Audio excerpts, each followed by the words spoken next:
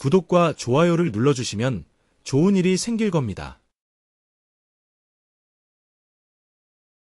미국 대선은 막판까지 접전이 펼쳐지고 있는데요.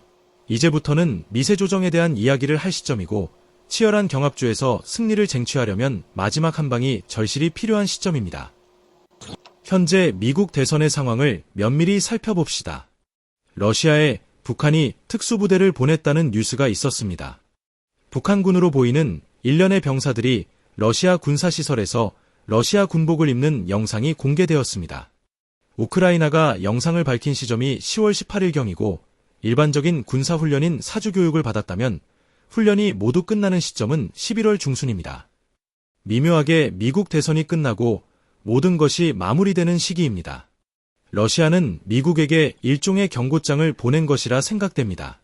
러시아는 북한이라는 유력한 용병이 준비되어 있으며 계속해서 미국이 우크라이나를 지원한다면 북한군을 우크라이나 전쟁에 파병시켜 유럽 전쟁을 크게 확전할 수 있다는 것을 보여준 것입니다. 북한과 관련된 이런 뉴스는 미국인에게 영향을 미쳤을 것으로 생각됩니다. 미대선에서 사전투표 비율은 매우 중요합니다. 사전투표의 경우 10월 19일까지 사우스코타주가 가장 높은 24%를 기록했고 나머지 대다수 경합주들은 10에서 15%대를 유지하고 있습니다.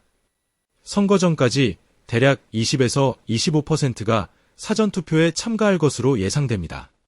주민들의 투표율이 70%에 머물 경우 사전투표율은 비율이 더 올라가서 30에서 35%에 이르게 됩니다. 그러므로 선거 당일에 기상악화로 투표율이 크게 떨어진다면 사전투표의 중요도는 높아지게 됩니다. 민주당 해리스 지지자들이 사전투표를 압도적으로 많이 하고 있으며 무조건 선거에 유리하게 작용합니다. 경합주의 흑인 표심이 어떻게 이동하는지 관심이 모아지고 있습니다. 미 대선이 다음 달 5일이니까 이제 불과 2주도 남지 않았습니다. 펜실베이니아주 같은 중요한 경합주에서 흑인 표심은 카멀라 해리스 부통령과 도널드 트럼프 전 대통령 가운데 어느 쪽으로 기울고 있을까요? 최근 여론조사 두 건은 해리스 부통령의 회복세를 보여줍니다. 최근 하워드 대학이 10월 17일 발표한 여론조사 결과를 보면 경합주 흑인 유권자 981명 가운데 83%가 해리스 부통령을, 13%가 트럼프 전 대통령을 선택했습니다. 트럼프 전 대통령은 흑인 리더나 유권자들에게 다가가려 노력을 기울였지만 지지율이 압도적으로 낮습니다. 특히 펜실바니아와 같은 주요 경합주에서 그런 현상이 더욱 두드러집니다. 미국 대선을 정확히 보려면 미국의 인구 비율을 알아야 합니다. 2020년 선거 당시 미국 인구 비율은 1위가 백인으로 57%에 이릅니다. 2위는 히스패닉계로 18%입니다. 3위가 흑인으로 13%이고 4위가 아시아계로 6%입니다. 히스패닉계는 이민정책 완화로 비율이 약간 더 높아졌지만 전체 비율이 크게 변하지 않았습니다. 앞선 결과에서 알 수 있듯이 흑인보다 히스패닉계의 표심이 중요합니다. 그러나 히스패닉계 모두가 트럼프를 싫어하는 건 아닙니다. 7개 경합주에는 백인 노동자가 가장 많습니다. 그러므로 큰 그림은 백인 노동자의 지지율이 어떻게 되는지에 따라 승패가 결정됩니다. 만약 트럼프와 해리스를 지지하는 백인 노동자층이 비슷하다면 흑인과 히스패닉계의 결정이 중요해집니다. 흑인의 경우 앞서 말한 것처럼 83%가 압도적으로 해리스를 지지합니다. 그러나 히스패닉계는 남미의 여러 나라 출신들로 구성되어 있으므로 의견이 하나로 통일되지 않았습니다.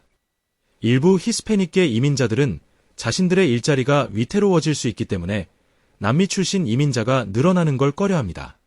미국에서 투표를 할 수 있는 이민자들은 이민에 성공한 케이스입니다.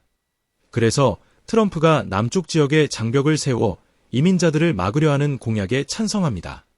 이런 성향의 히스패닉계 사람들이 의외로 많습니다.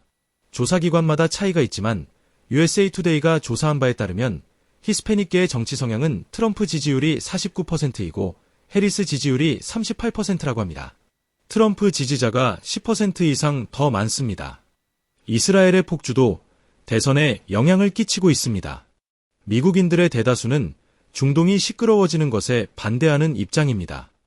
올해 6월에는 이스라엘 전쟁이 확전되는 걸 반대하는 미국 대학생의 대규모 시위가 벌어졌습니다.